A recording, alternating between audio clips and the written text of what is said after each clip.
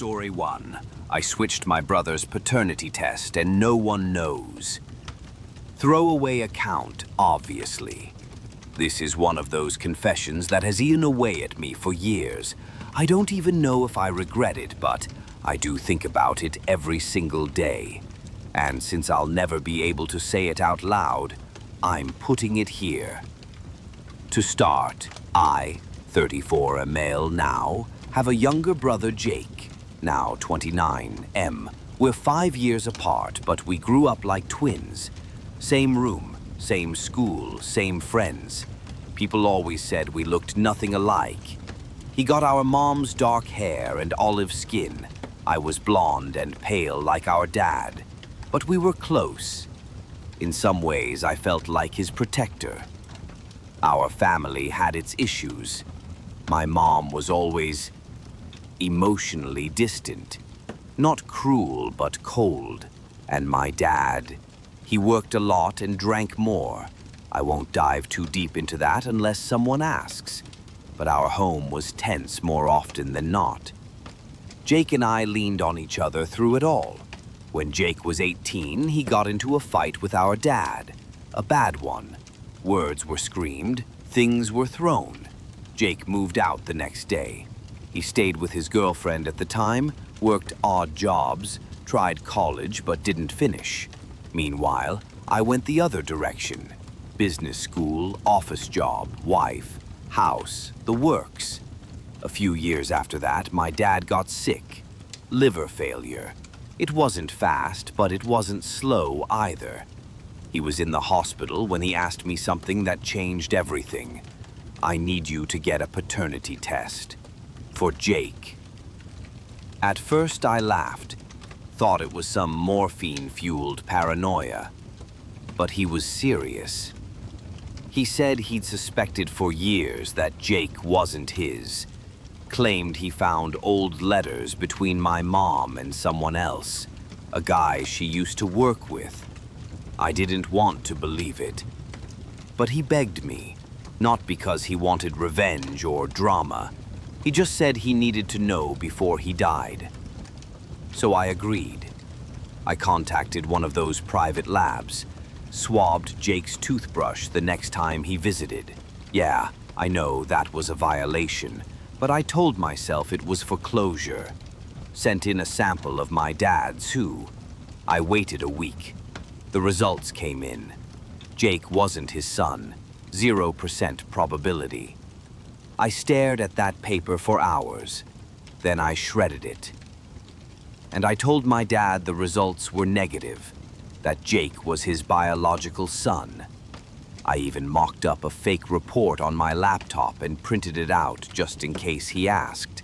He cried, like full-body sobbing. First time I'd ever seen that from him. He died 3 days later. Now here's the thing. Jake doesn't know any of this. He still thinks Dad was his father. He talks about how glad he was they made peace before he passed, how it helped him move on, how he finally felt accepted. I've watched him get a tattoo with Dad's initials. I've watched him toast to Dad at his wedding. I've watched him name his firstborn after him. Every time I feel like I'm suffocating. But here's the truth. I don't know if I did the right thing. Would it have helped anything to tell him? My dad went to his grave believing Jake was his. He did. It's been about a year since I posted my confession, and I haven't stopped thinking about it. I wrote it in the middle of the night, in the dark, not expecting anyone to see it. But the responses I got, they messed me up more than I thought they would. Some of you called me a monster. Some called me a saint. Most people said I had no right to lie. And you're right. You're all right in your own way. I knew it then. I know it now. But here's the part I didn't see coming. Jake did a DNA test. I don't know why. Maybe it was a gift. Maybe his wife got curious. Maybe they were trying to trace a family line for their daughter. Whatever the reason, he spit in a tube, mailed it off, and flipped a switch I had no way of flipping back. I found out because he called me. It was a Sunday morning. I was fixing a leak under the sink when my phone rang. I didn't even check the caller ID, just picked up. "Hey," he said, voice quiet, weird. "Hey, what's up? You got a minute?" I came out from under the sink, dried my hands. "Yeah, what's going on?" Long pause. "So, you remember those Ancestry DNA kits? The ones people do for fun?" "Yeah," I said, already feeling that drop in my stomach. "I did one, a while ago. Just got the results back." "Oh?" I tried to sound casual, normal. I don't think I pulled it off. "Yeah, something's weird. It says I'm not related to Dad." Silence. A long, pounding silence. "I thought maybe it was a glitch," he said, "but I compared it with yours. You uploaded yours a couple years back, remember? So I looked. It says you and I are only half-brothers." I sat down. I didn't even realize my knees were shaking. He kept talking. "I don't get it. I mean, we're brothers. I've never questioned that, but I'm not biologically related to him, am I?" I couldn't lie. Not anymore. Not when he already had the truth in his hands. "No," I said. Another silence. "I knew it," he whispered. "I fucking knew it. He always treated me like shit, like I wasn't his. I hoped it was in my head." "I'm sorry," I said. "You knew, didn't you?" "Yes." "How long?" "Since before he died." His breathing changed. Sharper, angry. "You let me stand up at his funeral. You let me give a speech. You let me name my daughter after a man who wasn't even my father. I didn't know what to do. He asked for the test. I gave him a fake result. He died believing you were his son. He died at peace." "And what about me?"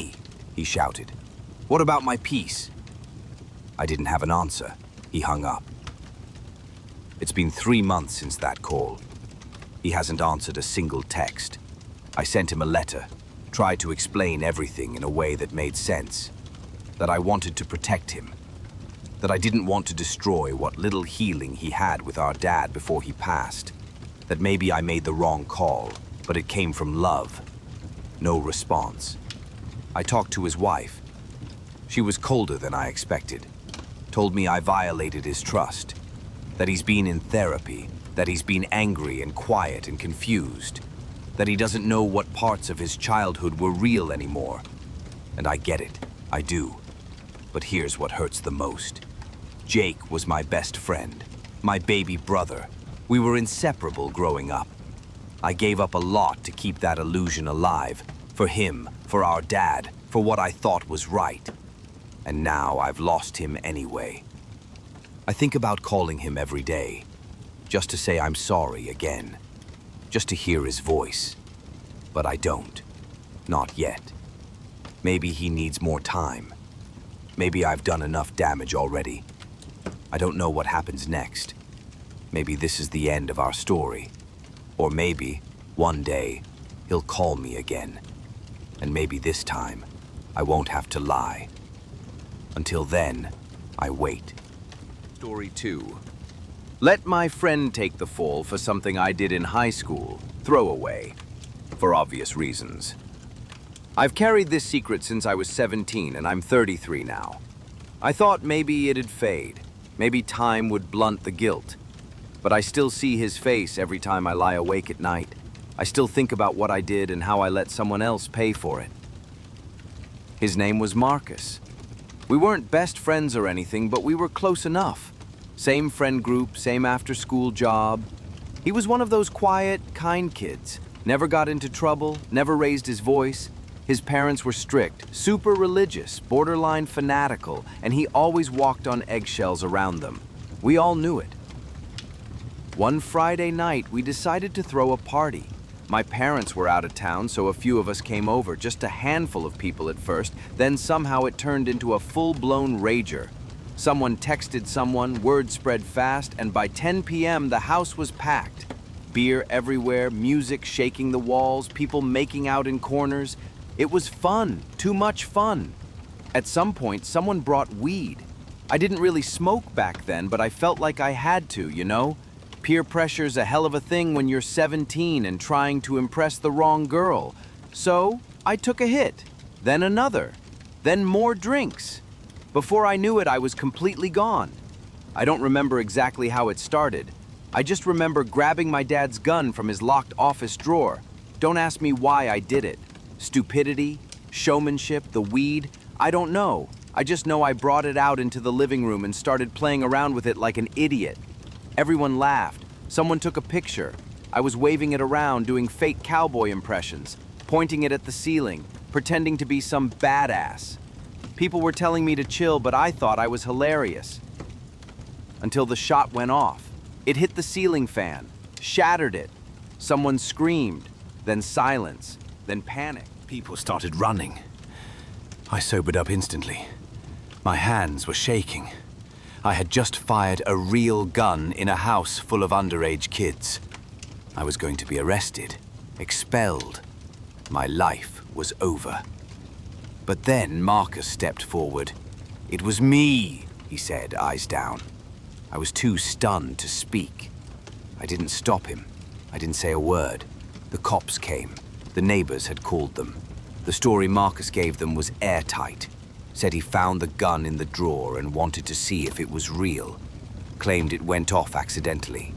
He didn't mention me. He didn't tell them the truth. His parents grounded him for months. Took away everything, his phone, his car, his job. He didn't come back to school for a week. He never even looked at me the same again. We drifted after that. No big fight, no falling out, just silence. I tried to say thank you once, and he just nodded. Like it hurt to even acknowledge me. A few years later, I heard he joined the military. I don't know if it was to get away or to find structure, but he shipped out and never came back to town. I haven't spoken to him since, but I think about him a lot. I wonder what he'd say if I told him I finally admitted the truth. I wonder if he's forgotten, or if he wakes up the same way I do sometimes, with a cold sweat and a memory of a loud bang and a ruined ceiling fan.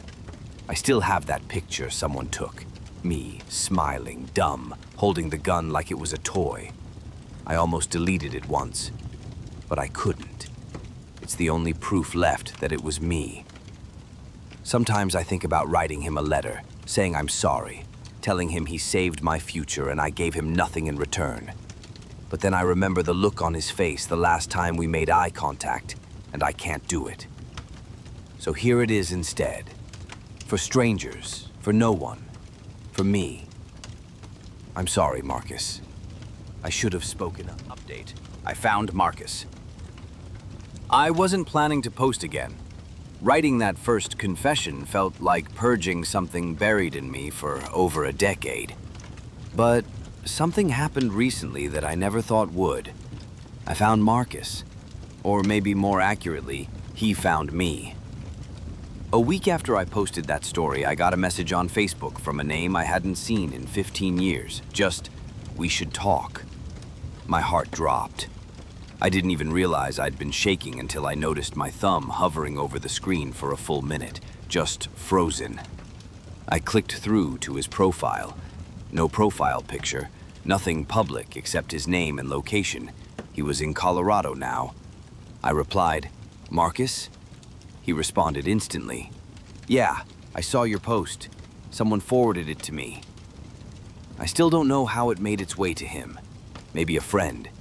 Maybe someone recognized the story, but he read it. And instead of blocking me, instead of telling me to screw off forever, he wanted to talk. We ended up on a video call the next night. I almost canceled twice. My palms were sweating. I kept practicing ways to say "I'm sorry" that wouldn't sound hollow or rehearsed. Nothing felt good enough. When the call connected, it took me a second to even recognize him. He looked older, tired, but stronger. There was something in his eyes that made me feel like I was 17 again, like I was standing in that wrecked living room holding a lie. "Hey," I said. He nodded. "Hey." I didn't know what to say next.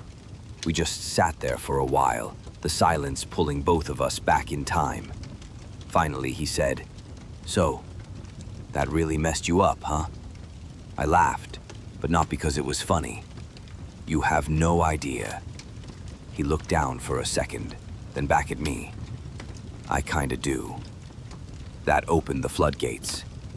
I told him everything, about how I couldn't sleep for weeks after it happened, how I thought about confessing a dozen times but always chickened out, how I kept his picture in a folder I could never quite delete, how I'd been scared, terrified really, of what he'd think if he ever found out I let him take the fall. He listened, didn't interrupt, just nodded slowly like he was turning every word over in his mind. Then he said something I didn't expect. "I knew." What? "I knew it wasn't me," he said. "The second I said it, I knew I was lying. And I knew you were letting me." I didn't know what to say. I felt the breath leave my chest. "I wasn't trying to protect you," he added. "Not really. I think I just didn't want them to see me like that. I'd been the perfect kid, the quiet one, the obedient one. Maybe I wanted to be someone else for once, someone reckless. I never wanted you to carry it alone," I said. "I just froze, and then it was too late." He nodded again. "I figured. I hated you for a while, not gonna lie. But eventually I realized I could let that be the thing that defined me, or I could let it go." I asked him what happened after high school. He told me the military had been rough, but it gave him discipline, gave him distance. He'd moved to Colorado a few years ago, works in IT now, has a dog, no kids. "I still don't like guns," he said with a half smile. "Can't even hear a loud pop without flinching." "I'm so sorry, Marcus." "I know," he said, "and now you've said it." We didn't end the call with some dramatic forgiveness. No grand closure, just an understanding. A little air finally let out of a balloon that had been filled for way too long. Before we hung up, he said, "You should delete that picture." I nodded. "Yeah, I think I'm ready." So I did. I closed the folder, clicked delete, and for the first time in years, I didn't feel sick about it. I don't know if we'll talk again. I don't expect to be friends, or to pretend the past didn't happen. But I got to say the words I'd rehearsed for over a decade, and sometimes that's enough. Story 4. My wife cheated, and I let everyone think it was my fault. I don't even know how to begin this one. I guess I've been holding on to this for years. Everyone thinks I'm the one who blew up my marriage, that I cheated, that I stopped caring, that I gave up. My parents, her parents, our friends, they all bought the version she told them, and I let them. But here's the truth. My wife cheated on me, not once, repeatedly, for over a year. Her name's Olivia. We met in college, one of those whirlwind romances that felt like fate. She was magnetic. People gravitated to her in a way I never understood. Where I was reserved and observant, she was bold and impulsive, effortlessly charming. I felt lucky to even be near her. We got married 3 years after graduation. It was fast, maybe too fast, but at the time it felt right. We moved into a modest townhouse, got a dog, talked about kids. From the outside, everything looked perfect. But around our 3rd year of marriage, something changed. She started staying later at work. She got protective of her phone, snapping it away the moment I walked into a room.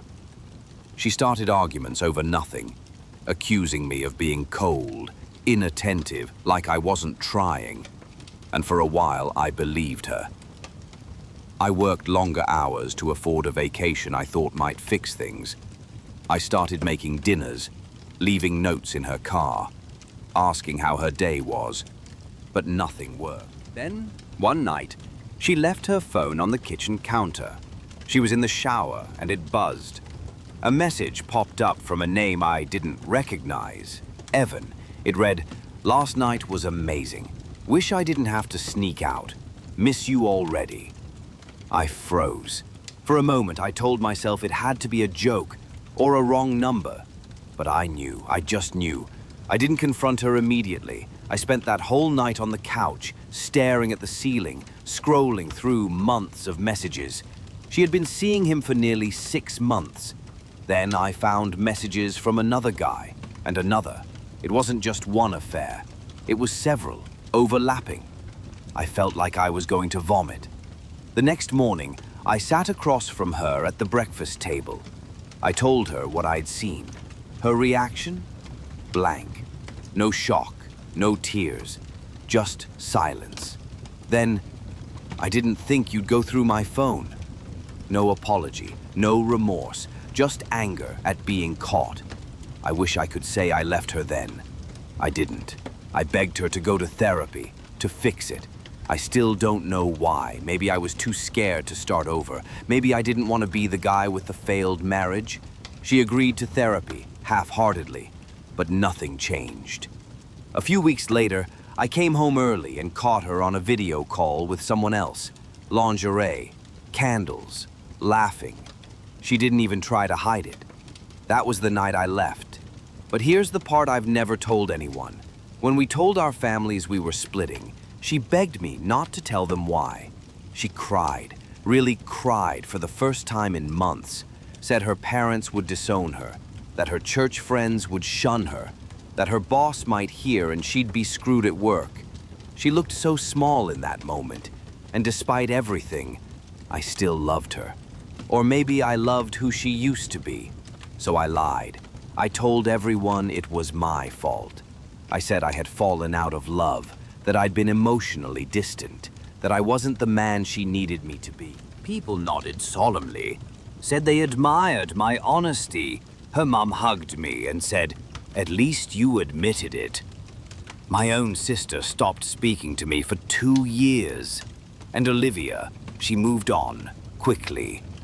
Started dating a guy from her gym within months.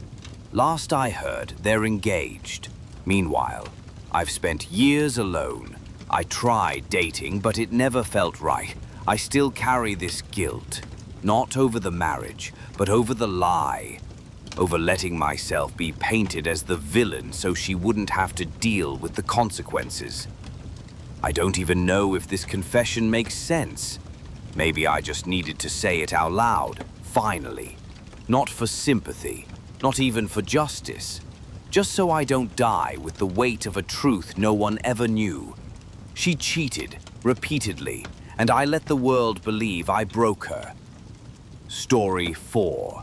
Update. The baby isn't mine, and I think she knew. I didn't expect to post again. I felt like telling the story was enough. Closure, you know, or at least something close to it. But this week, I got a letter. A literal, physical letter. Postmarked from a city 2 states away. No return address. It was from Olivia.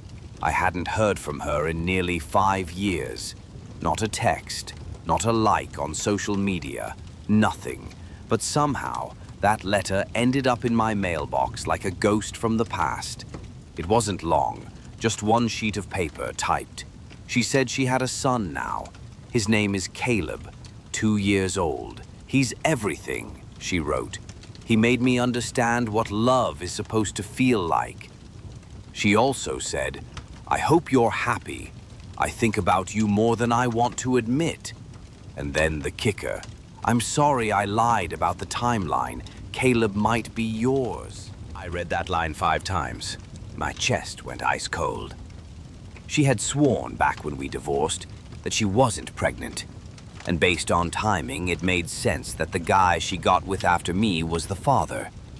But now, this. It was like she dropped a grenade and walked away. I did the math. The dates line up, barely. It's possible. And the truth is, if there's even a 1% chance that kid is mine, I have to know. I reached out to her. Used the old number just in case it was still active. She replied eventually. I was drunk when I wrote that. Ignore it. He's not yours. But I couldn't ignore it. I pushed, told her I wanted a paternity test, that I had a right to know. She got defensive, told me I was trying to ruin her life again, that I'd moved on, so why couldn't she? But I haven't moved on, not really, and now there's this maybe. This little boy who might be mine, or might not. But if he is, then what kind of man would I be to walk away a second time?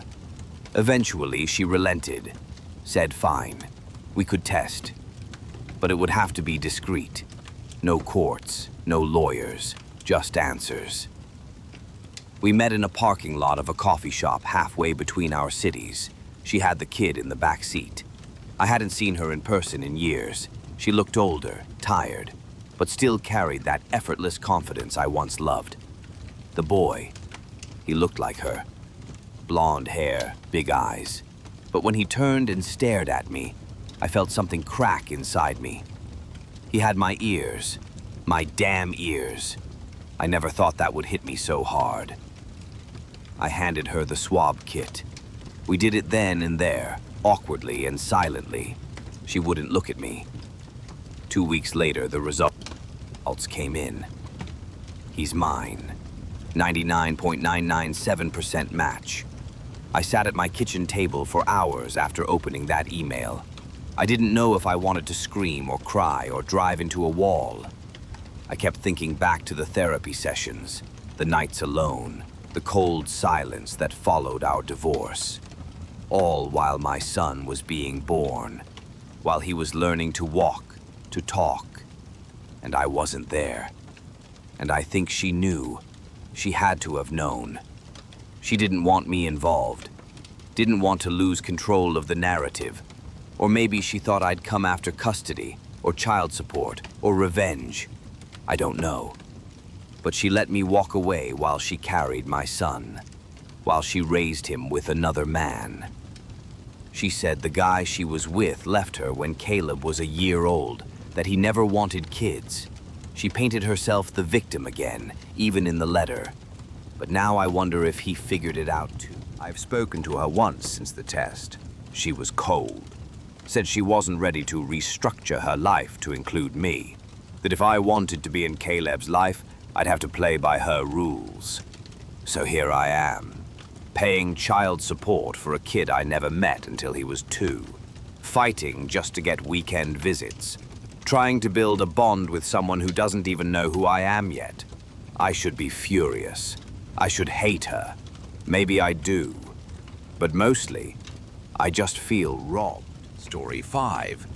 The Crawl Space. This is going to sound fake, like something out of a Netflix series or some no-sleep creepypasta bullshit, but I swear on my life, this happened. I'm not writing this for karma or attention. I'm writing it because it's been eating at me, and I haven't slept in weeks. My hands are shaking just typing this. This all started about 3 months ago. My name's Aaron. I live alone in a house I inherited from my uncle after he passed. It's old, built in the 60s, but it's solid. Quiet neighborhood, corner lot, nothing out of the ordinary. Except for the crawl space. I didn't even know it had one until I found the hatch. It was tucked behind some drywall in the laundry room. I was trying to rewire a broken outlet and accidentally knocked part of the drywall in. Behind it, dusty and cobwebbed, was a small wooden hatch door. There was no handle, just a small metal ring bolted to it. Looked like something out of a horror movie. It creaked when I pulled it open. The smell that came out of it hit me like a punch to the gut. Damp, earthy, with a sourness I couldn't place. I thought it was just an old storage space. I even joked to my friend Jason that I found a serial killer's den. He laughed, said to toss a GoPro down there and make a TikTok, but I wasn't in the mood for jokes after what I saw. The space went deeper than I expected, like a lot deeper. It wasn't a normal crawl space. There was a slope to it, like a tunnel, dirt walls, wooden beams holding the ceiling. I took my flashlight and climbed in. Curiosity got the better of me. That's when I found the room. About 15 feet in, the tunnel widened into a small chamber. It looked like someone had lived there. There was a stained mattress on the ground, a broken lantern, piles of clothes, kids' clothes, torn, muddy, old but not ancient. There were drawings pinned to the dirt walls too, crude stick figures. All of them had red scribbles for eyes. And the smell. It got worse the deeper I went. I didn't tell anyone. I should have, but I didn't. I boarded up the hatch, plastered the wall, tried to pretend I hadn't seen it. Maybe it was a homeless squatter, maybe a runaway, maybe my uncle had let someone stay there and just forgot to mention it. I tried to convince myself of anything but the truth, but then I started hearing noises, scratching, like nails on wood, at night mostly, around 2 or 3 a.m., sometimes whispering, low, almost like breathing right under the floorboards. I ripped the plaster down again, reopened the hatch, empty. But the mattress looked like it had been moved. The drawings were different. The stick figures were hanging from trews. I finally called Jason, told him everything. He came over with his phone, flashlights, even brought his gun. We went down together. The room was bigger now. I'm not kidding. It had expanded, at least 3 feet wider. There were new piles of clothes, a shoe, a little girl's light-up sneaker. Jason wanted to call the police. I stopped him. I don't know why. I felt like something was watching us, like we were trespassing in a place we didn't belong. We got out, sealed it again. We haven't talked about it since.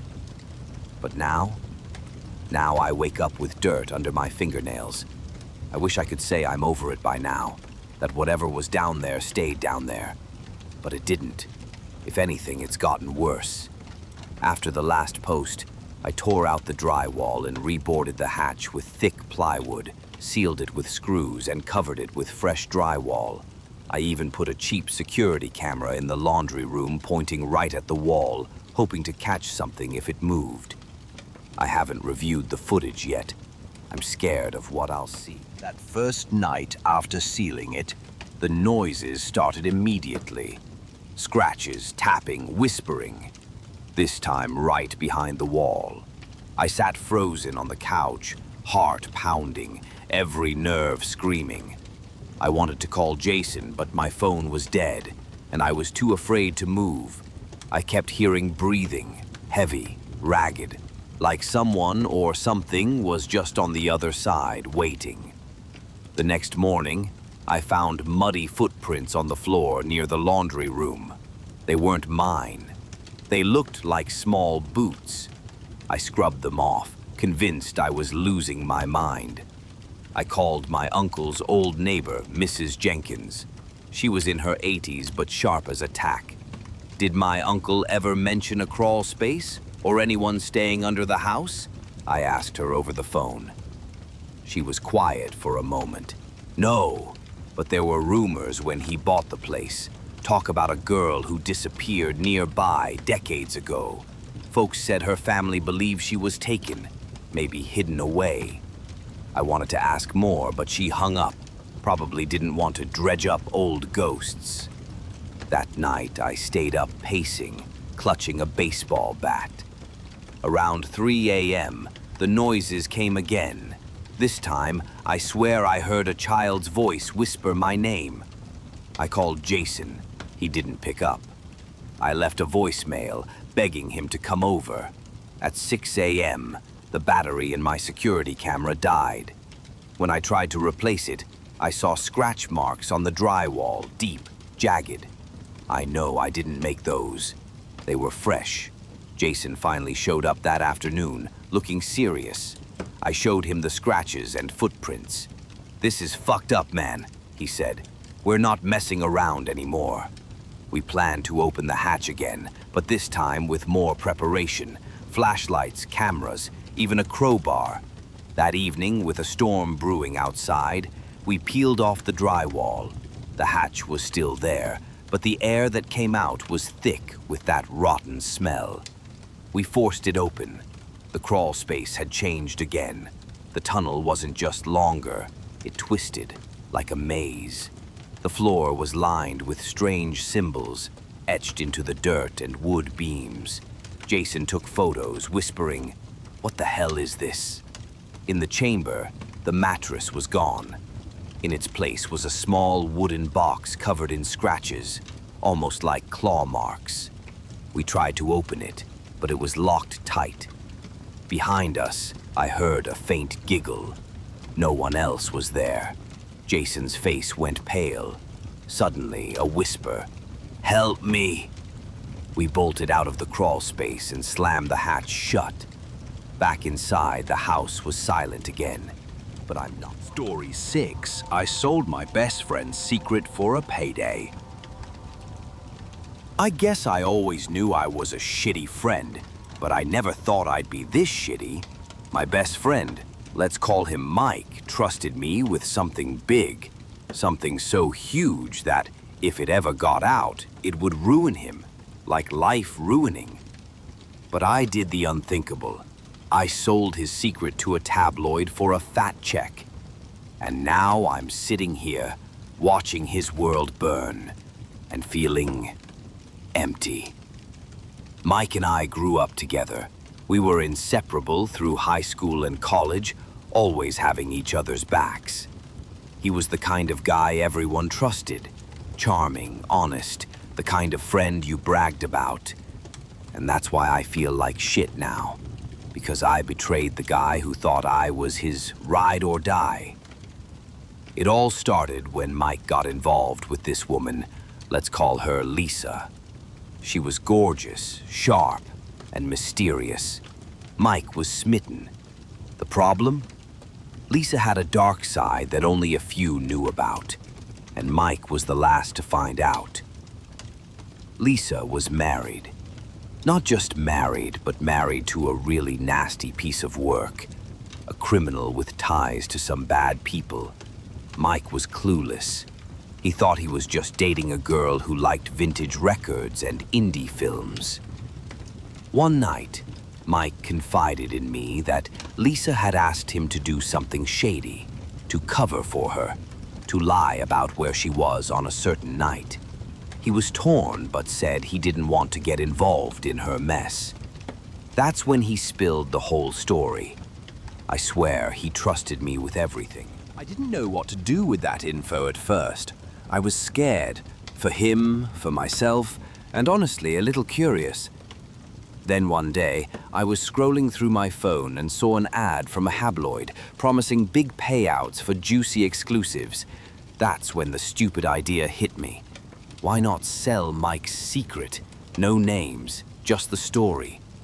I told myself it wouldn't hurt anyone, that I was just helping the truth come out, but that was a lie.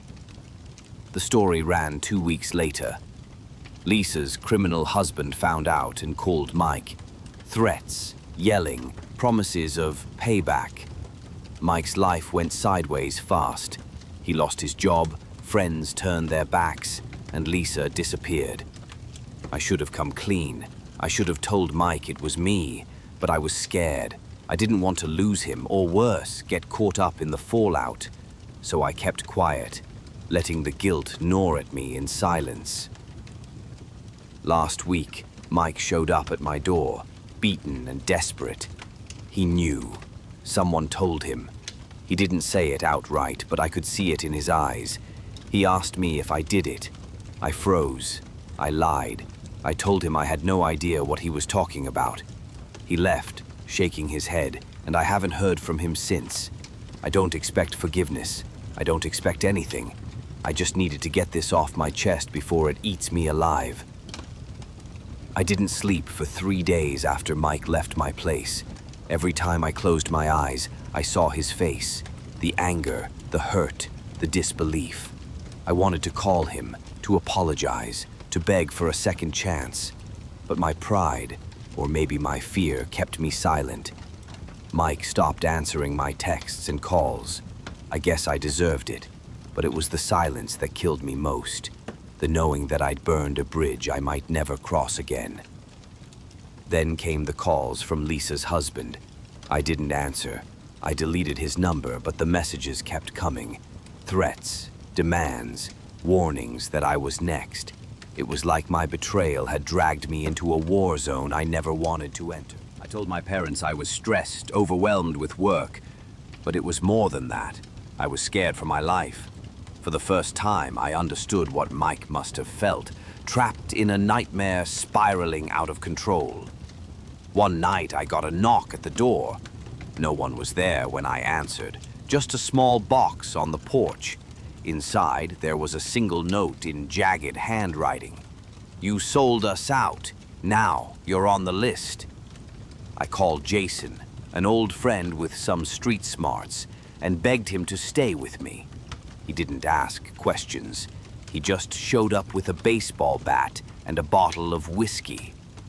We stayed up all night, jumping at every sound. The paranoia was suffocating.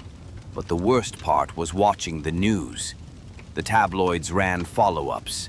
Mike's life was being torn apart in public. The man who trusted me most was now the villain in a story I started. One night, I finally cracked. I messaged Mike, begging to meet, to explain, to fix this somehow. He replied once. Why? I didn't know what to say. I wrote back, pouring out everything: fear, regret, sorrow. But he never replied again. Weeks later, I heard through the grapevine that Mike had moved away, changed his number, vanished from social media. I lost my best friend. I lost my peace. I lost myself. Sometimes I wonder if I'm the monster he feared, or just the coward who let one bad decision ruin 2 lives. Story 7. I caught my girlfriend cheating, and I did something worse. I never thought I'd become the kind of guy who stalks his own girlfriend. But when you see the person you love tearing your world apart piece by piece, you start to lose control. I'm not proud of what I did. Hell, I'm not even sure I'm sane anymore. But this is my story. Jenna and I had been together for 3 years. She was smart, funny, beautiful. The kind of girl I thought I'd grow old with. We had plans. We talked about a future, marriage, kids, everything. Or so I thought. It started slowly. At first, it was subtle. She'd get defensive when I asked where she was going. She'd laugh nervously when her phone buzzed, then quickly shut it off. Little things I brushed off, telling myself I was just imagining things. Maybe it was the stress from work. Maybe I was being paranoid. One night, though, everything changed. She said she was staying late at work. I didn't believe her, so I followed her. I parked a block away from the bar she went into. My heart was pounding so hard, I thought it would burst. The lights inside flickered low, casting long shadows. Then I saw her. She was sitting close to a guy, someone I'd never met. They were laughing, leaning in like they were the only 2 people in the room. Then they kissed. A slow, deliberate kiss that burned me from the inside out. I stayed there frozen, the cold night air biting at my skin, trying to make sense of the betrayal unfolding right before my eyes. I wanted to confront her right then and there, to yell, to scream, to beg her to tell me it wasn't true. But I didn't. I just watched. Because I was scared. Scared of losing her, scared of the truth, scared of what would come next. For weeks after, I kept following her, watching every meeting, every lie. She told me she was working late, visiting family, or going to the gym. All lies. I watched her meet the guy at different bars, hotels, even parks. Every time I saw them, I felt my chest tighten, my hands shake. I hated her. I hated myself. I hated the situation. But I couldn't stop. After a few weeks, anger replaced my sadness. I didn't want to be the victim anymore. I wanted control, revenge, justice. In my broken mind, I started small. I created fake social media profiles, followed Jenna's new lover, dug up dirt on him. I sent anonymous texts to Jenna, pretending to be the other woman's jealous ex, threatening to expose them. She grew paranoid. She yelled at me. She begged me to stop, said I was ruining her life, but I didn't care. I wanted her to feel what I felt, the betrayal, the fear, the helplessness. Then I hacked her phone. I know it's illegal. I know it's wrong, but I couldn't help myself. Every message, every secret, every dirty little detail was there, glowing on my screen like evidence against her. And then I posted it all online. Not her name, not mine, just everything. The texts, the photos, the conversations. It went viral. Jenna lost her job. Friends stopped answering her calls. People whispered about her wherever she went. And me? I sat back and watched her world crumble, feeling empty, hollow. One night, she showed up at my door, her eyes red, voice trembling. "Why?" she asked. I had no answer. I lied and said, "You deserved it." She walked away, and I never saw her again. Now, sometimes, I wonder if I'm the worst person alive, or if this is what happens when love turns toxic. After Jenna left that night, I thought it was over. I thought the damage was done and we were finished. But the truth, the real truth, was something I never expected. 2 weeks later, I got a message on one of my fake social media accounts. It was from Jenna. "Meet me. We need to talk. It's not what you think." I debated for hours. Part of me wanted to burn the phone, forget the whole nightmare. But another part, a small, desperate hope, wanted to hear her out. I met her at a quiet cafe late at night. She looked exhausted, not just physically, but like she was carrying a weight I couldn't understand. She told me everything. The guy I saw her with wasn't her lover. He was her brother. The secret messages, the meetings, they were about something else entirely, something dangerous. She'd been living a lie to protect me, to protect herself. She was caught up in something I had no clue about. Her brother was involved in a criminal investigation, and she'd been trying to shield me from getting dragged into it. All those lies, the secret meetings, they were part of a plan to keep me safe, to keep her family safe. The cheating? It was a setup, a lie she fed me because she thought I wouldn't believe the truth. And me? I had destroyed her life for something that never happened. I wanted to scream, to rage, but mostly, I felt hollow. She handed me a folder. Inside, photos, documents, proof. She looked me in the eye. "I never stopped loving you, but I couldn't trust you after what you did." I left that cafe with my head spinning. I realized I wasn't just the villain in this story, I was the one who got played. And now, there was no going back. Story 8. A Poet's View of Love. I don't think I ever truly loved her until after she left. And I don't mean that in a dramatic movie monologue kind of way. I mean it in the most quietly devastating way imaginable. The sort that creeps into your thoughts when you're folding laundry or sitting in traffic. Her name was Eloise, and this is the story of how I almost said everything too late. It was autumn when I met her, a soft, lazy October where the sun still lingered longer than it should have, and the leaves painted the sidewalks like spilled paint. I had just moved to a new city for work, and everything smelled like damp concrete and possibility. Eloise worked at the tiny bookstore 2 blocks from my apartment.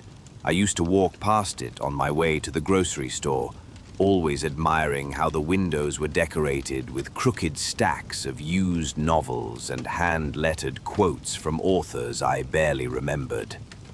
One day, as I passed by, a tabby cat darted out and wrapped itself around my legs. I bent down to pet it, and that's when I first saw her, kneeling just inside the shop, her hair pulled up messily, a smudge of ink on her cheek. "That's Bernard," she said through the glass, her voice muffled. "He thinks he owns the sidewalk." I smiled. "Does he?" She came out and scooped him up, tucking the cat under her arm like a loaf of bread. "Only on weekdays." We talked briefly. Her name, the cat's name, something about how the bookstore had been in her family for 2 generations. It was nothing, really, but I found myself walking by more often. At first, it was little things. I'd pretend to browse the history section, not really reading the spines. She'd offer me tea. We'd chat about authors I hadn't read and poets I pretended to know. Eventually, it became a rhythm. Every Wednesday and Saturday, I'd stop by. Sometimes I'd buy a book, sometimes not.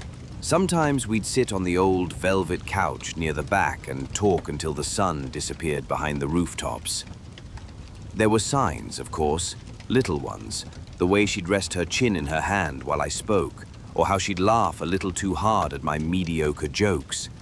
Once, I caught her sketching something behind the counter. When I asked, she turned the notebook around. It was me hunched over a book, completely absorbed. "Sorry," she said, cheeks flushing. "You sit very still." I didn't say anything then. I didn't know what to say. Maybe I didn't want to ruin it. Or maybe deep down, I thought I had time. Winter crept in. The bookstore started smelling like cinnamon and old pages. She wore thick scarves and fingerless gloves. I brought her coffee sometimes, and she'd tuck little notes into the books I bought. Once she wrote, "Hope this story makes you think of snow in a good way." We grew closer. One evening it snowed while I was still there. We sat in the back of the shop with mismatched mugs of mulled wine.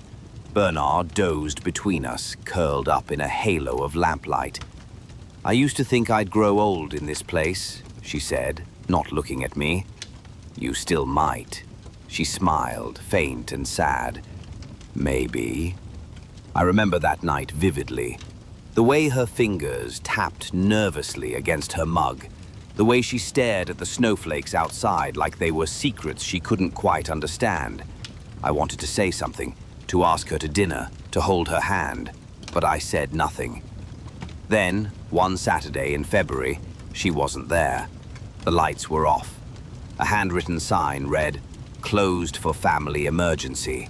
A week passed, then 2, then a month. I kept walking by, kept checking.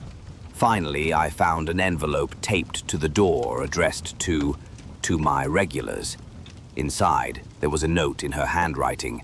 "My father passed away. I'm leaving the city to be with my mother for a while, maybe permanently. Thank you for all the warmth. Keep reading." I stood there for a long time, holding that note. I didn't know what to do with the weight in my chest. That night, I started writing her a letter. I told her how much those Wednesdays and Saturdays meant to me, how the bookstore felt more like home than my apartment ever had, how she had a way of making things feel softer, safer. I wrote about the tea, the cat, the drawings, the velvet couch. I wrote about that night in the snow, how I wished I had said something, anything, but I didn't send it. I kept writing drafts, rewriting, editing. It felt like trying to catch fog in my hands. Spring came and went, then summer. The storefront stayed dark. Dust gathered behind the glass where Bernard used to perch. I asked around, but no one knew where she had gone. Eventually, the shop reopened, but as a bakery. Warm lights, pastries in the window. I walked in once out of curiosity. The owner smiled, offered me a sample, but all I could think about was the dusty poetry shelf and the velvet couch that used to sit in the back. Time passed, as it does. I dated, moved to a new apartment, changed jobs, but I never stopped thinking about Eloise. Not constantly, but in waves. At strange times. Her name would float up in conversations, in dreams, in the quiet moments before sleep. Years later, I found the letter in a drawer. I read it again, and for the first time in years, I cried. Not the loud, dramatic kind, just quiet tears, the kind you cry when you finally admit something you've buried too deep for too long. I thought about trying to find her. Social media, maybe. Ask old neighbors. But something held me back. Fear, perhaps, or maybe respect. Maybe the understanding that some chapters close quietly without a final sentence. Still, I like to imagine she's happy. That she's running another bookstore somewhere by the sea. That Bernard is old and lazy and still rules the sidewalk on weekdays. I never sent the letter. I never told her how I felt. But maybe, somehow, she knew.